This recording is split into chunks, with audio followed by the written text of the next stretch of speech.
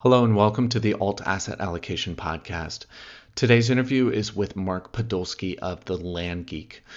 Mark is a fellow Hoosier from Indiana, and since 2001, he has completed over 5,500 land deals. That's over 5,000 land deals.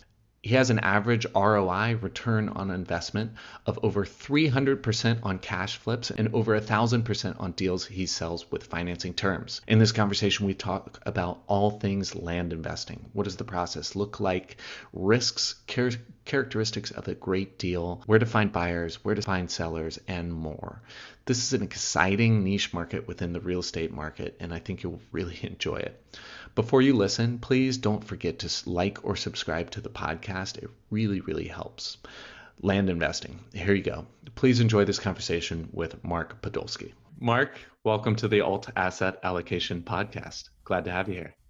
Ben, thank you so much for having me. I really appreciate it. Yeah, your audio sounds fantastic. It's just you're whispering in my ears and I love it. Thank you. Thank you. Where are you right now? So I'm in Phoenix, Arizona. Okay. And if you want to know how it feels in summer, just wrap yourself in saran wrap and then put yourself in the oven. Perfect. Perfect. Yeah. It sounds wonderful. Sounds wonderful Okay. this time of year. Yeah, but you Yeah, get it's great. those winter months that are very, very nice, right? No, exactly. Exactly. And if it weren't for the summers, we'd be like LA. So lots of Great. parking, Oh yeah. not too many, it's big, but not crazy. We caught up a little bit before we started recording, but I came across your product, right, Land Geek, via a podcast through a friend and really sent me down the rabbit hole. I've done a number of different interviews with real estate investing, and you're the first one with land investing. So really excited to have this conversation. I wanted to start off just, it sounded like your background was in investment banking and then you got into land investing. So just walk me through your background, how you ended up where you are now.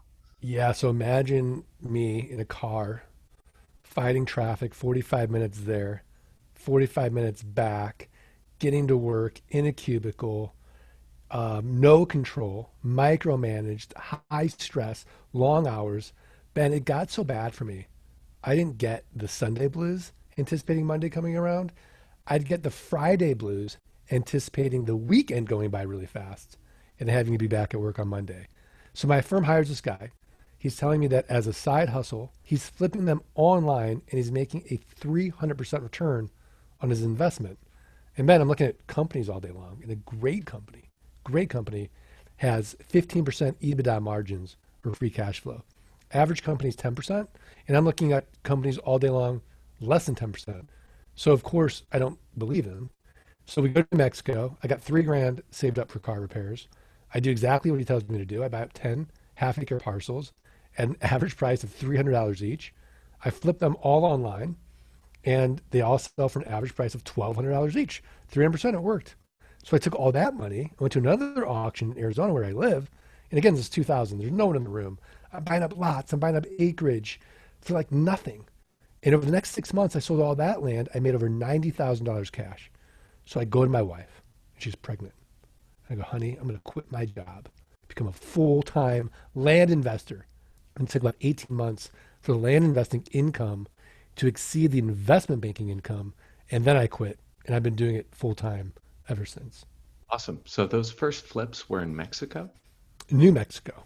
Oh, okay. I Yeah, was going yeah. to say that's a big transition from Mexico to Arizona, I would think. Yeah, no, it would have been. Yeah, no. From some of your stuff, a quote that comes up from Ted Turner, who's one of the largest landowners in the U.S. Buy raw land. It's the only thing that lasts, and that really impacted me and really made me want to start having this conversation. Especially, I'm in LA, and the property prices here are just sky high. So the thought of buying raw land somewhere as a way of getting exposure to real estate might be an interesting way to do it. What is investing in land? What do you consider land, raw land? Yeah, lay it out for me here. Yeah, so Ben, let's do a deal together. Okay, because I love Perfect. that you're so interested in it. All right, so you're in LA, right? And I'm going to assume that you own 10 acres of raw land in Texas and you owe $200 in back taxes. So you're advertising two things to me. Number one, you have no emotional attachment to that raw land. You're in LA, the property's in Texas. And number two, you're distressed financially in some way because you haven't paid your taxes. And as a result, we don't pay for things. We don't value them in the same way. So what I'm going to do is I'm going to look at the comparable sales on your 10-acre parcel for the last 12 to 18 months. I'm going to take the lowest comparable sale. I'm going to divide by 4. And that's going to get me what Warren Buffett would call a 300% margin of safety. And I'm going to send you an actual offer for your 10 acres. So let's assume the lowest comp of $2,500. Now, this whole time, you've been getting notices from the county treasurer saying, Ben, if you don't pay your taxes, you're going to lose this property to a tax lien or a tax deed investor. So for you, $2,500 is better than nothing. So you accept it. Now, in reality, 3 to 5% of people accept my quote unquote top dollar deal of 25, 30 cents on the dollar. But you do. Now that you've accepted it, I've got to go through this in-depth research or due diligence. I got to confirm you still own the property. I got to confirm back taxes are only $200. I got to confirm that there's been no breaks in the chain of title. I got to confirm there's no liens or encumbrances. I got to find out what's compelling about the property. What about the access? What can you do out there? What are the restrictions? All this whole big checklist, which of course I outsourced to my team in the Philippines. They're connected to an American title company. It costs about $11, and they check everything out for me. So let's assume that everything checks out. And by the way, when they're doing the due diligence, they're creating my marketing package. I'm getting photos, I'm getting videos, I'm getting plat maps, I'm getting aerial maps, I'm getting, everything that a buyer is going to want to know because that's what I want to know too. So now I pay you for the property, and you get net $2,300. $200 goes to the treasurer, and now I own the property. Now I'm going to sell this property, Ben, 30 days or less. I've got a built-in best buyer. Do you know who it is? Do I know who the built-in buyer is? Yeah, you didn't realize I was going to quiz you. So I got this from another podcast. So I wouldn't have guessed the answer to this question that I believe might be neighbor. You're The right. neighbors. It's Okay. the I neighbors. cheated. I listened. I did my research, right? Yeah, no, very smart. So, But but but I but wouldn't we're have sending, guessed yeah, as well. yeah. So we're going to send out the neighbor letters saying, "Here's your opportunity. Protect your privacy. Protect your views. Know your neighbor." So oftentimes neighbors will buy it. Now let's go down the marketing checklist here, because if the buyers pass, we're going to go to our buyers list. And these are people that have opted in at some point. Maybe they've bought property from us before. Mm. Maybe they've gone to our website and they've gotten something of value in exchange for their email. And we say, here's your opportunity to buy Ben's 10 acres for, instant equity type of thing. So the buyers list might buy it. Now, if they don't buy it, I go to a little website you probably never heard of called Craigslist. It's the 10th most trafficked Small website one. in the United States. Never heard of it. And then I go to even smaller one. I know you've heard of this one. It's called Facebook, the marketplace, buy sell groups, and then the lands. Landmodo.com, landsofamerica.com, landandfarm.com, landflip.com, landhub.com. These are all these platforms where people buy and sell raw land. But where the magic happens, Ben, is the pricing. So when I get my capital out on the down, I might go 6 months out. And then a car payment. Let's just say $449 a month, 9% interest, next 84 months. So I got this one-time sale. I get my money out in the down or 6 months out. And then I create a passive income like a rental of $449 a month, 9% interest, next 84 months. Ben, no renters, no rehabs, no renovations, no rodents. And because I'm not dealing with a tenant, I'm exempt from Dodd-Frank, RESPA, and the SAFE Act, all this onerous real estate legislation. So the game that we can now play is, can we create enough of these land notes where our passive income exceeds our fixed expenses? And now we're working because we want to, not because we have to. It's a really powerful story. I like it. And so that last portion is seller financing, right? And we'll Right. dive into that in more detail. So Right. you covered a number of things. Thanks for zooming out and going over the whole process. But now I kind of want to pick apart the different individual pieces of it, if you don't mind. When you started off with a great example, so landowner is in a different state. He owns land, raw land in a different state, and he's late on a few payments, so that means it's neglected. Maybe he's a willing buyer or seller at this point. How do Right. you kind of hit this first level, this first filter? How do you find these people? So we have to get the list. So this is public information of property owners in that county. So you can get it from the county treasurer, the assessor. Sometimes the IT department will have it, maybe a title company. Maybe we'll go to a company like listsource.com or datatree.com. I don't care how we get the list, but we're getting the freaking list. Now what we're going to do is we're going to scrub that list because I'm going to get rid of all the residential property, industrial property, commercial property. And there's a quick and easy way to do that. We could sort by use code. Let's call it VL for vacant land. Okay. I'm going to do one more scrub because I want to scrub by APN number, assessor's parcel number, which gets me into neighborhoods in similar parcel sizes. Because if I send the same person with 40 acres, the same as 5 acres that offer, the 40-acre person is going to send me back glitter in the mail. So we want to price it right depending on the sizes.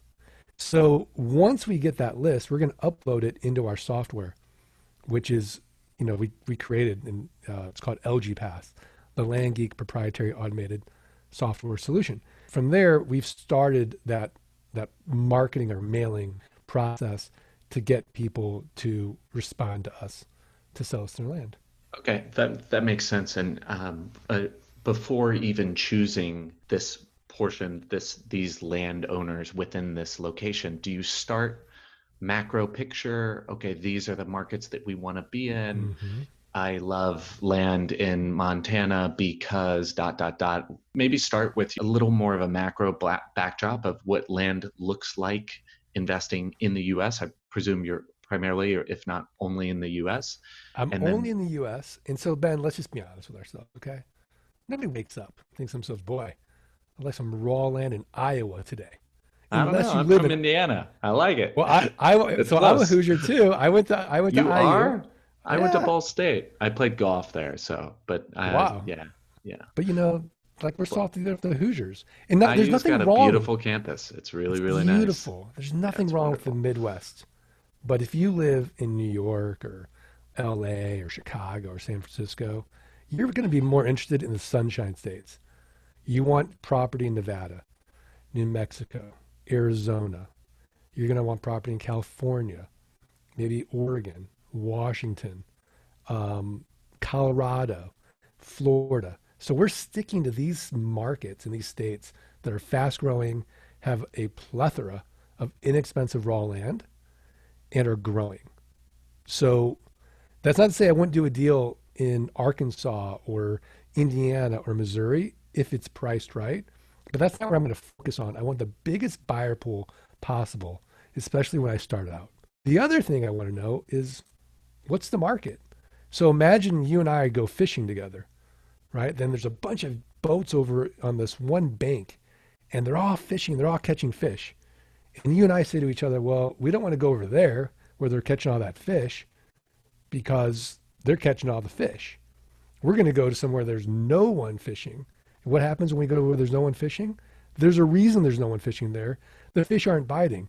So counterintuitively, we should have joined those boats actually and started catching our own fish. And that's what this market is because at the end of the day, it's such a big market. You, me, a million people get in this niche. We're all going to run out of money before we run out of deal flow, especially because there's no private equity groups. There's no hedge funds doing it. And like you said, you couldn't find a more boring niche in the real estate world. I mean, it's not like you can go on HGTV or the DIY network and say, flip this land. The before picture's raw land. The after picture's raw land.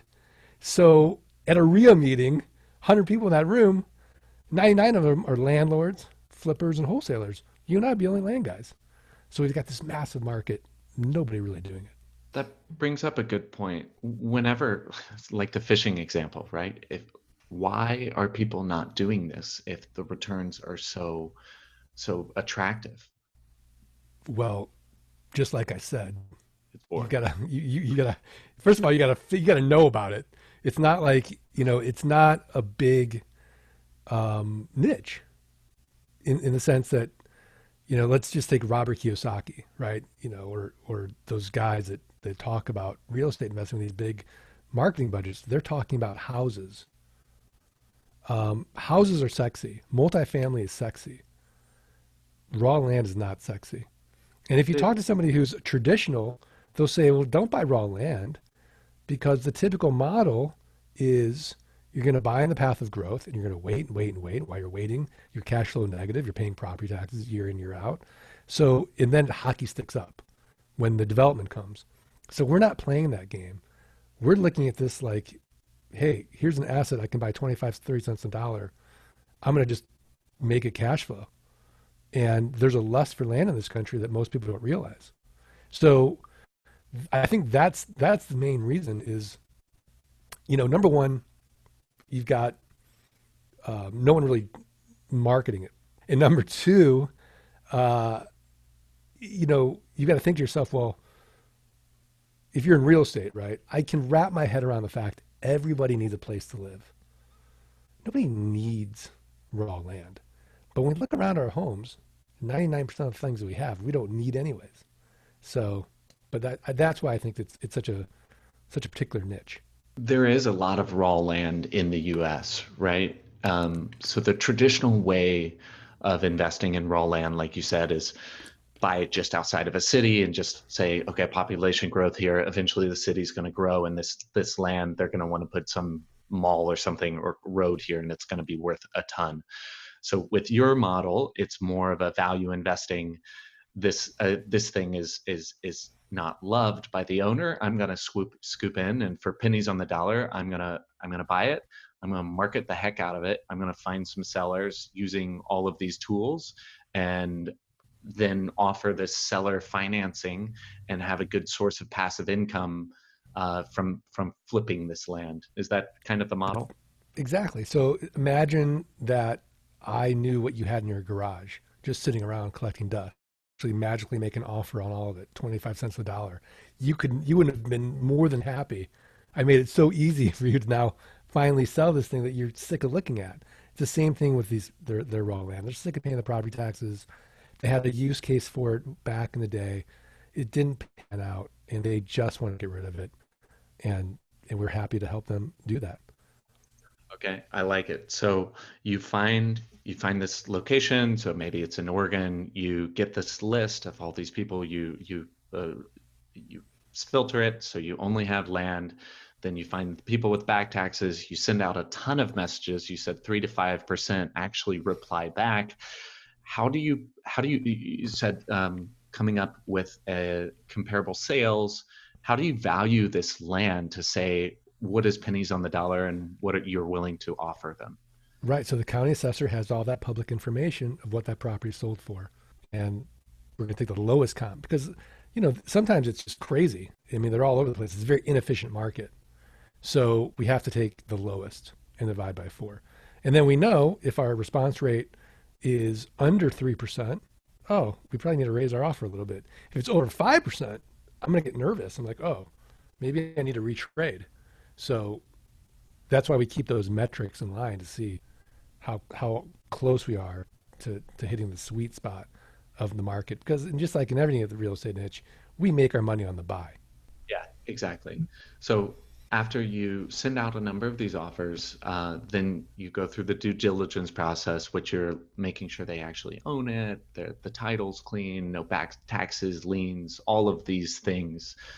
And then if you actually proceed and purchase the property, what kind of transaction fees, additional fees, property taxes, what kind of costs associated with ownership or transfer of ownership are you looking at? I mean, it depends on the county. It's not much. There's not a lot of frictional costs, especially in the counties that we work in. So, Nevada might have a transfer tax. But typically it's not like housing where you've got, title company fees and, appraisal fees and all, you get fee to death. That's not in this niche. We don't have that at all. You might, if you're going to go 5,000 or more, you might have a title company fee, but that's really it. And you can negotiate that too. Okay. And then you talked about tax liens, tax deeds. What are the differences between the two? How is this relevant? So a tax deed state is one where if you don't pay your property taxes, they're kind of heartless, and we're going to deed your property to this person at auction. Tax liens are a little bit sweeter. They say, Ben, that's okay. We're just going to auction off, your back taxes that you owe to the investor. And we're going to give you 3 years to go ahead and find that money. You'll pay off that investor. So you're going to pay your taxes plus the interest and penalty fees when you get around to it. It's okay, right? But if you don't pay it off in 3 years, then that tax lien owner can go through the foreclosure process and then get that property. But either way, we're avoiding that whole auction, whether it's deed or lien, because we're going direct to the owner anyway to buy it. And going direct to the owner, this is mostly direct mailing, email, whatever you can, right? Well, I like mail. Email is going to be spotty. I know some old school guys like model is we can make more money in our lives, but we can't get any more time. So I will do anything that will save me time. So there's other people that say, oh, send out blind offers. Well, blind offers, I'm going to be on the phone all day negotiating with maybe they're selling, maybe they're not. That's why I send the actual offer. I want my response rate 3 to 5%. I don't want a 15% response rate because I'm just going to be wasting time. Yeah, I like it. That's, I mean, with everything, right? Time is the one precious resource, and anything you can do to automate and systematize all of these things, you're going to win back more of it. Exactly. That's exactly what we do. So we're using three levers: other people's time, software, and other people's money, and that's how we scale this thing to the next level. And what do you mean by other people's money? You mean bank financing to do these deals? It can be, well, banks don't like raw land, but you could use investors. You could use a home equity line. When you're making 300 to 1,000%, help your friends. If they go 0% in their bank, they'd be like, dude, I'll pay you 12% quarterly. How much do you want to do? It's just a promissory note and UCC one filing. Use the raw land as collateral. You're all fine. So in terms of getting traditional financing, banks are not very willing to lend on No, raw they do land. not like raw land. No. Well, they don't want to own it. They don't know how to sell it. So to collateralize a piece of raw land for them, that's a lousy asset on their balance sheet. If you're going to do a construction loan with them, and you're an established developer, then you can put 50% down, and they might loan 50%. But that's not a great loan, right? So Mhm. no. Okay. What else are you checking when you're doing your due diligence? Are you looking at water and mineral rights, county, city, government regulations? Because ultimately you are selling this to somebody that wants, you're either selling it to another land flipper, which is probably pretty unlikely because, as you said, it's a small niche. So you're probably selling it to one of these people that's a traditional land investor who's buying it with the intention of this going up at some point because of some development. So what else are you looking at here? Yeah, I mean, honestly, I don't judge. Uh, like you said, you're making an assumption that my buyer is going to go vertical one day with it. Well, that's not what happens typically. I mean, it's like man jewelry. Sometimes they don't even ever go out there. They just like the way it feels to own some raw land and they can afford the taxes, right? So we get a lot of preppers. We get people who are recreational. We get people who just think it's cool. I got one guy, he's the CEO in San Diego, and he spends hundreds of thousands a year with me every year. He's like, I just want to pay $5,000 a month with you towards this land. I'm like, Don, what are you gonna do with all this land? He's like, I don't know. I just think it's cool. That's his highest and best use for it. I don't know. I think it's cool. So you just never know. I mean, it's a lot of people. I got one guy who goes out every year with his buddies, and they do their own little Burning Man in Nevada, in every July 4th, and they just go out there and he's like, you wouldn't believe how dark it is. There's no one out there. Night sky. There's a lot. There's a big niche. It's a big niche. Yeah, It's a big I mean, market. I believe it, especially right now with Corona and people cooped up in their apartments. They're wanting more space and nature and things like this. I think that trend will be accelerated a bit with COVID. You're just more concerned on the purchase price. As you said, you make your money on the purchase. So if you can get a good deal, you know that there's a buyer out there for some reason, and There's that a pig if you for purchase it every at a, yeah, barn. sorry, There is. Yeah, there's a pig for every barn. I mean, I've done this over 5,500 times now. Guess how many properties I've been stuck with? I couldn't sell. I'm guessing zero or only the ones you want to keep. Well, yeah, the labels I want to keep, but that's that's when they're in the path of growth, and I just put in my trust and a little note, kids, don't sell this until you get a seven-figure offer from a developer. But other than that, yeah, because there is a pig for every barn. And I learned this the hard way, and I love telling the story. When I was got like the first year I started, I'm driving around with my buddy, and have you ever heard of Las Vegas, New Mexico? There's like a No. university there. No. No, okay, so it's like there's a university there. That's it. And there's all these like acre lots that you could buy over the counter, which means they went to tax deed auction, and they were so bad nobody bought them. So they lowered the price to just get rid of them because the county didn't want them. So we're driving around. I'm looking at it, and I'm like, dude, Chernobyl looks nicer than this. And he's like, yeah. I mean, it's the ugliest land I've ever seen. He's like, yeah, but it's like so cheap. Maybe someone will buy it. I'm like, yeah, but someone might like it because someone bought it at one point. I'm like, look, you buy this, there's going to be two things that happen. Number one, refund, and then number two, lawsuit.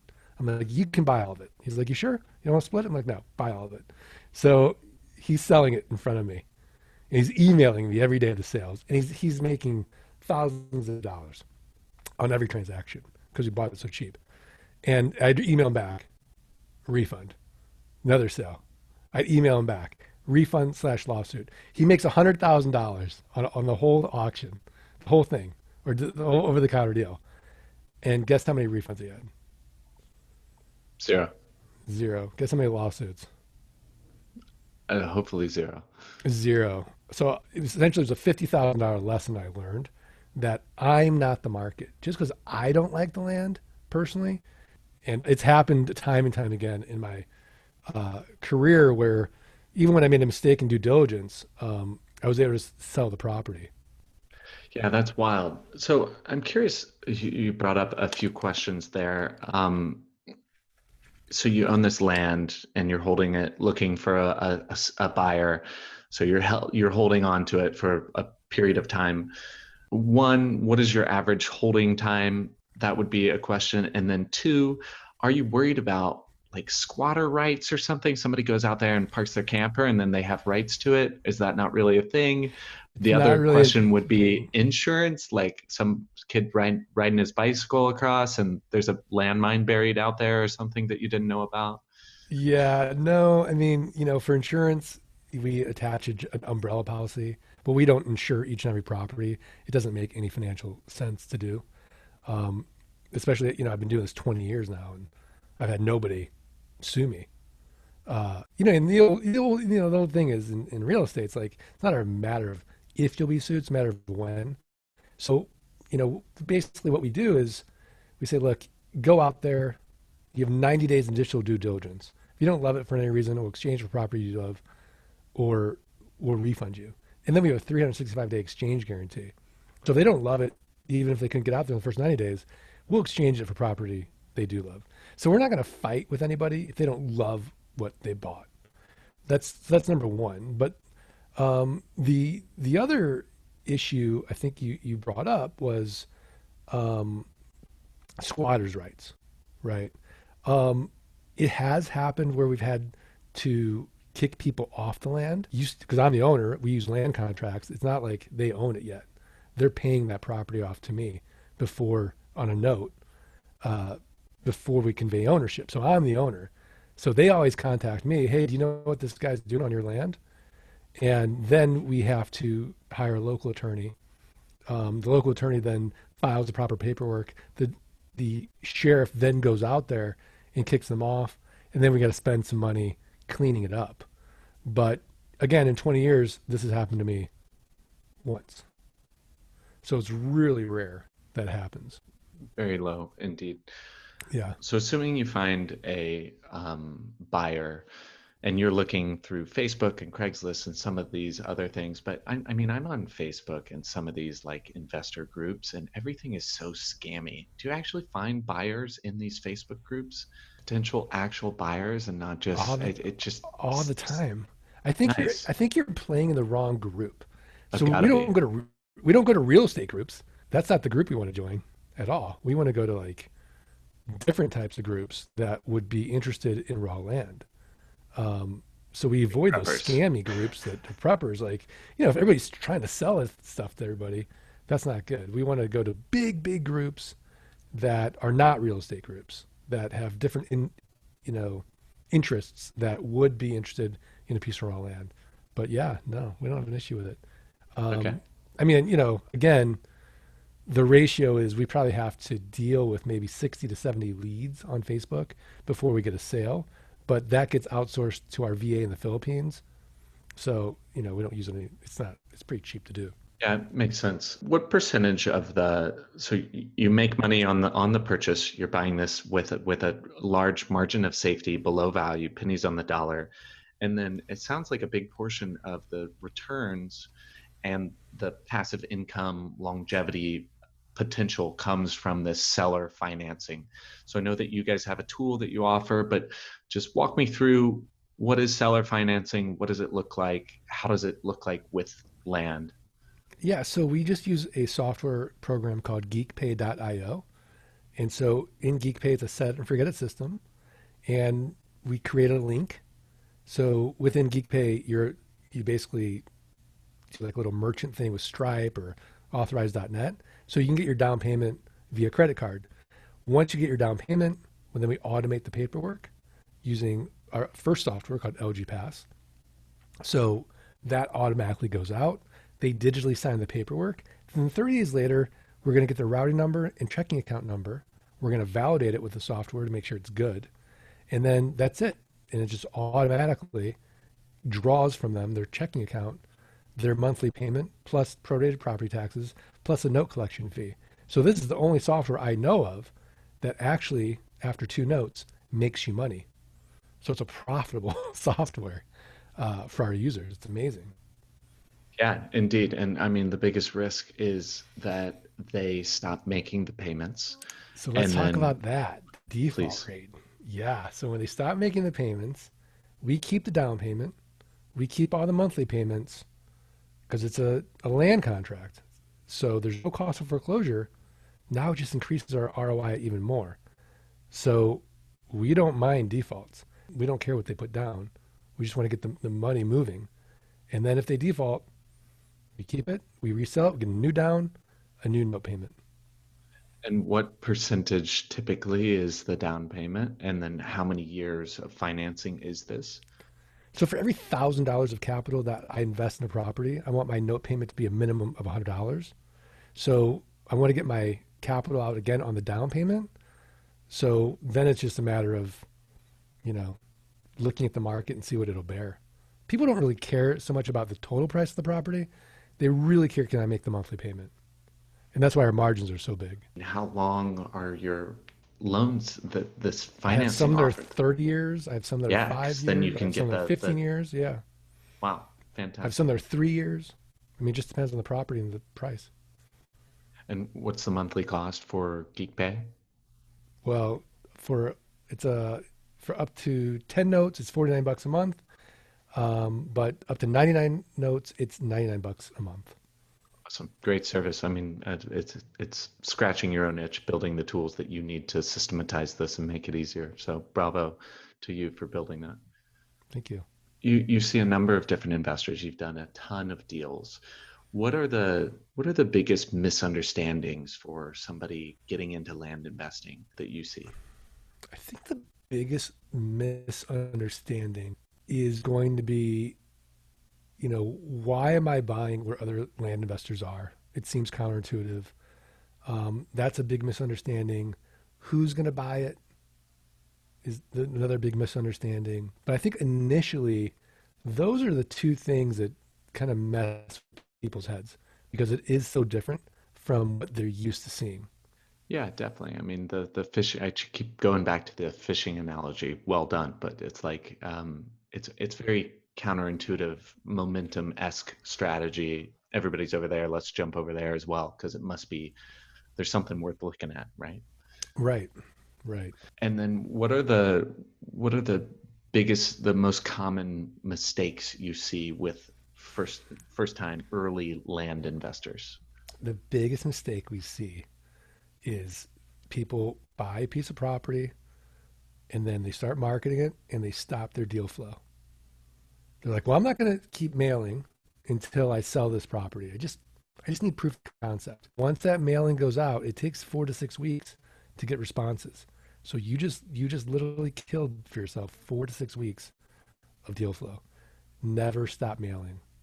That makes a lot of sense. And then the size of land plots that you're typically going for, I think one time you mentioned 40 acres was like your sweet spot.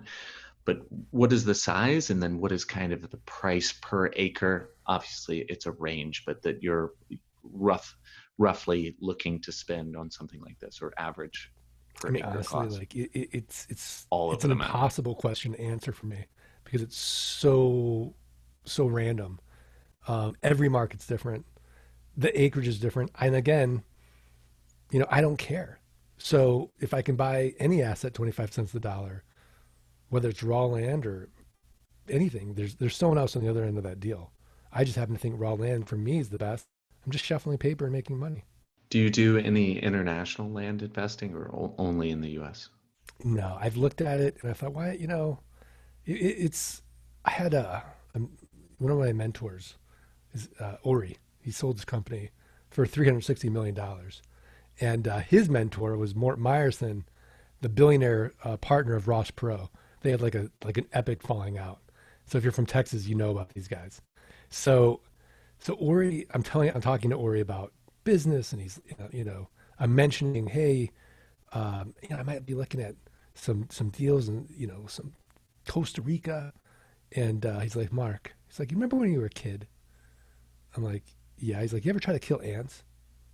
I'm like with a magnifying glass. I'm like, sure. He's like, okay. Could you kill any ants if you kept moving the magnifying glass around? He's like, you got to hold the magnifying glass there for a little while to kill an ant. He's like, go kill ants. He's like, just stay in the United States wherever you want. No, don't start generating a bunch of heat and losing focus. He's like, I can't. He's like, I can't tell you how many people get bored of making money. If you're making money, keep making money. Don't start looking for new markets until you need to. I like it. That's a very good analogy that I'll definitely steal. As I think back fondly of my Indiana summers burning ants underneath the magnifying glass, for Yeah. sure. Uh, Walk me through best case scenario, the ideal plot of land, the ideal process of how this whole thing goes. Everything just ticks all the boxes as the perfect land flip and seller financing package. What does that look like? I mean, any of them are perfect. Anytime you can buy that asset 25 cents on the dollar, it's perfect. Now, if it doesn't sell in 30 days or less, something needs to change. Maybe you've got to increase the price. Maybe people are like, why is it so cheap? There's something wrong with it. Maybe you have to lower the down payment. Maybe you have to lower the monthly payment. But something has to change. Maybe your pictures aren't good.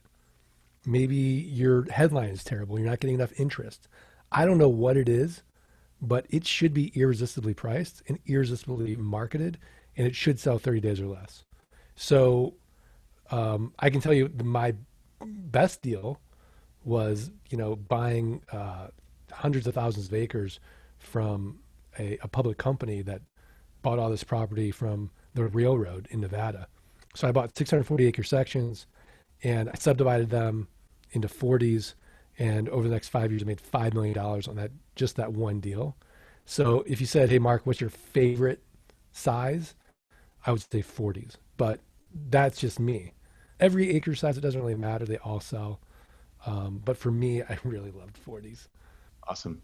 At thelandgeek.com, you offer a number of different services. Land investing, I mean, I'm convinced, I think it's a niche market that you can make a lot of money on. It also sounds like it's very active, a lot of work. Everything is, right? But are Right. there other ways for investors to get exposure to this asset class, this process that you're offering? Yeah, I mean, I've got a book on Amazon called Dirt Rich. So for like a buck 99, they can get exposed to it and hear my story and get walk through the model. I've got a course that's $97 called Wholetailing: How to Double Your Money 30 Days or Less. Because the best way to learn is to do. So if they go to the landgeek.com /quick deals, they can see, does this model resonate with me or not? And then go deeper with it. Awesome. Well, it's certainly an interesting model. Really appreciate you coming on today, Mark. Where do you want to leave my listeners? What else do you want to leave them with? Yeah, I would say if you'll do for the next 3 to 5 years what other people won't do, you'll be able to do for the rest of your life what other people can't do. That's a Zig Ziglar quote. So I think if you're going to do it, commit to it, burn your ships, and really go deep with it. And I think for me, it's the best passive income model. I don't know what is better. You get this one-time sale, you got recurring passive income, you've got no headaches, nothing physical, nothing to maintain, nothing to protect, and a huge market that's non-competitive. So I'm flexible like a yogi. If you can tell me something better. Oh, actually, I'm sorry. There is one thing better than this. I know for sure there's only one thing better. What's that? Free money. No, from a passive income model. Because even free money, yeah, it's great, but it's really passive. It's really passive. You want that sense of accomplishment too in life. You don't just you don't just get something handed to you. That's boring. Because we all know that kid that grew up with a trust fund. They're the most screwed up people. You got to earn it. But I think life insurance is very similar to this model, except the difference is life insurance is just an idea. But let's face it takes 10 years to make any money in life insurance. Nobody wants to talk to you at the party. It's kind of boring. But besides life insurance, I think this is the best passive income model. Awesome. Mark, always good to have a fellow Hoosier on the podcast, and really appreciate you spending all the time and going through this stuff today. Thanks, Ben. I really appreciate you having me. Yeah, of course. There you have it. Thank you for listening. I really appreciate your support. Show notes, transcript, links, and more can be found on our website at altassetallocation.com. If you'd be so kind, please share this with anyone you think might be interested or get some value from this conversation. If you have any questions or comments, please reach out. I'm always happy to hear them. Lastly, if you're on YouTube, please like the video or subscribe to the channel. If you're listening to the audio version of this, please subscribe to the podcast and or leave a review. This really helps more people find the podcast, and I really appreciate it. Thanks again, and hope you have a fantastic day. Happy investing.